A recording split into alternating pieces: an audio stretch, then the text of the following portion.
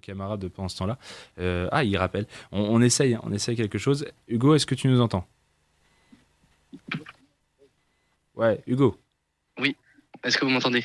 est-ce que vous l'entendez? Parfaitement. On Voilà. l'entend. Oui, absolument. Eh ben écoute, Hugo, là, je vais utiliser mon micro. Pour l'instant, on t'entend.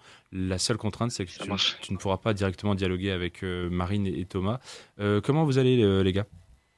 Bah écoutez, très bien, on est actuellement en salle de conférence de presse et on attend l'arrivée des joueurs écossais qui devraient passer en premier pour débriefer donc cette défaite 4-1 face aux Bleus. Vous l'avez peut-être vécu de loin depuis le studio. Je suis avec Thomas qui est juste à mes côtés. Thomas, victoire convaincante des Bleus avec une belle histoire, celle de Benjamin Pavard qui marque un doublé en première période pour son retour à Lille et qui finit le match avec le brassard de capitaine. Bah oui, bonsoir à tous. Une super belle histoire pour Benjamin Pavard qui a évolué plusieurs saisons du côté de Lille et ici au Stade Pierre-Mauroy, qui marque un doublé alors que la France était menée après un but rapide au bout du quart d'heure de jeu, même un peu avant.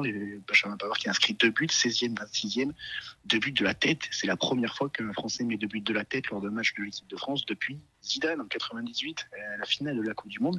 Donc c'est assez rare pour être souligné. En plus, dans son jardin de Pierre-Mauroy, la belle histoire, mais au-delà de ça, les Français qui ont géré avec un but d'Mbappé sur péno juste avant la mi-temps, derrière le but de Coman en seconde période, l'objectif est rempli, le contrat est rempli, les Didier Deschamps ont pu faire jouer pas mal de joueurs différents, voire beaucoup de choses aussi. On a vu Pavard en sentinelle, on a vu pas mal de choses, on a vu Camara, Fofana aussi au milieu de terrain.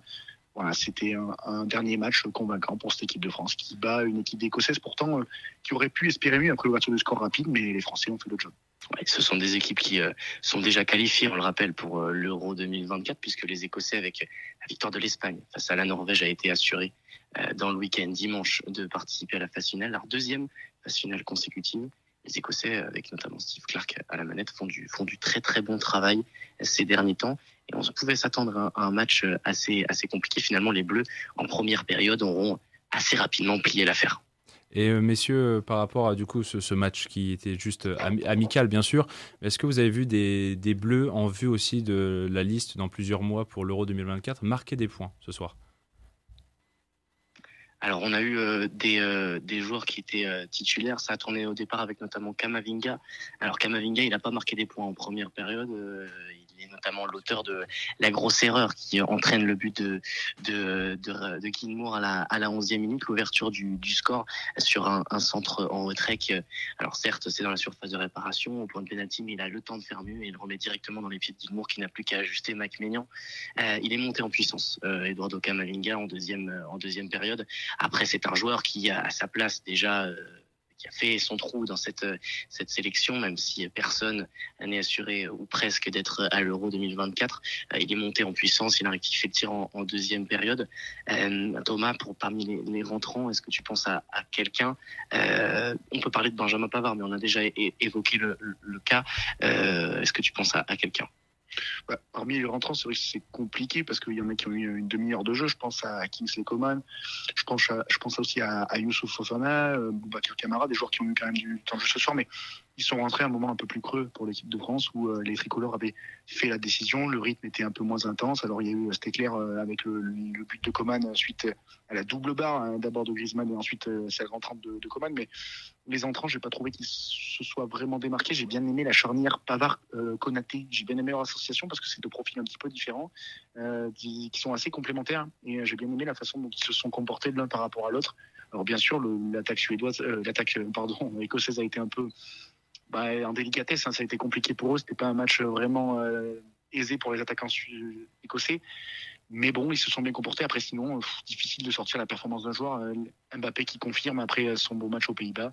Sinon, compliqué. Je trouve collectivement, la France a fait un bon match, mais individuellement, c'est assez peu évident de sortir un ou deux joueurs. Kingsley Coman, quand même, je réinsisterai là-dessus, ça fait longtemps qu'il courait après un but en équipe de France. Il inscrit son 6e but en bleu ce soir sur un beau mouvement collectif avec au départ un 1-2 entre Mbappé et Marcus Thuram.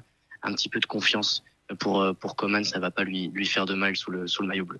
Et du coup, on va aussi pouvoir évoquer, nous on l'évoquait en tout cas entre nous, par rapport, en vue de l'Euro 2024, pardon, on s'imaginait quelle allait être un peu la défense à 4 qu'allait donc concocter Didier Deschamps et surtout installer et mettre en place, avec toujours cette question sur le couloir droit, parce que Jonathan Klaus a fait un beau match face aux Pays-Bas juste avant.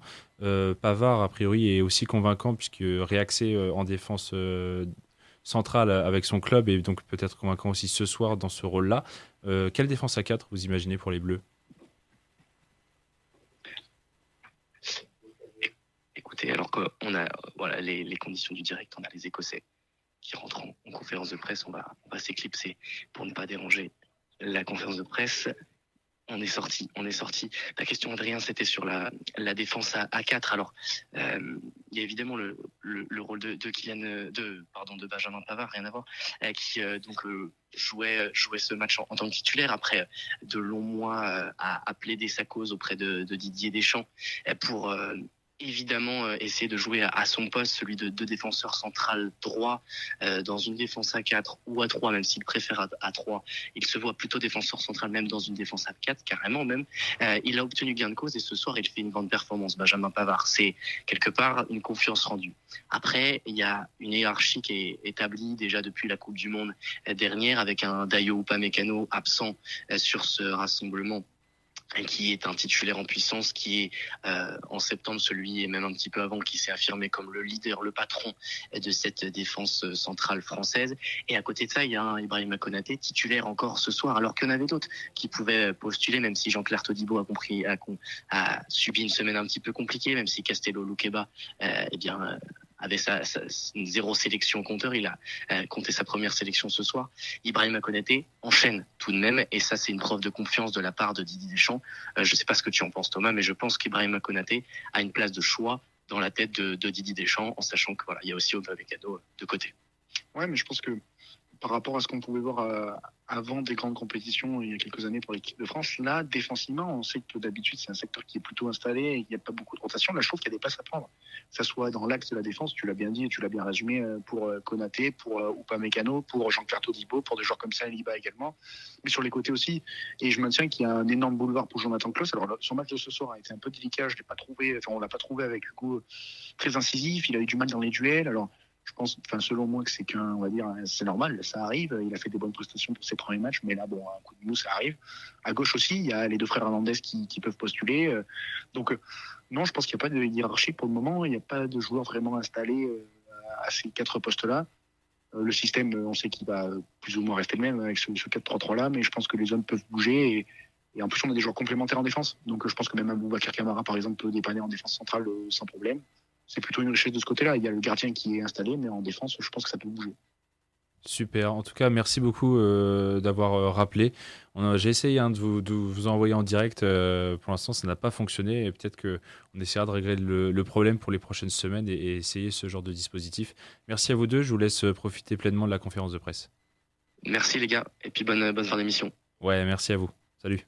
Salut.